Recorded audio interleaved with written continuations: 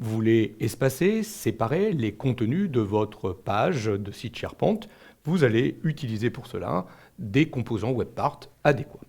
Ouvrons la page au petit creux, le site au petit creux et notamment le menu du jour, la page menu du jour. Passons en mode modification. J'aimerais que nous ajoutions un espace ici avant le composant WebPart de texte qui présente les desserts, donc entre le bandeau et ce composant.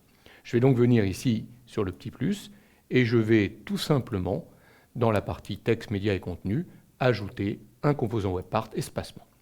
Donc ce composant est très simple d'utilisation. On vient sur la petite poignée qui est ici et on peut tout simplement diminuer ou augmenter l'espace.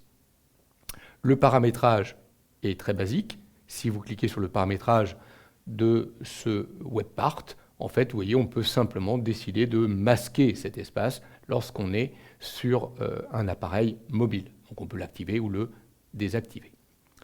Je peux mettre des espaces partout entre des contenus WebPart. Il suffit de se placer à l'endroit où on veut et d'ajouter ce composant espace.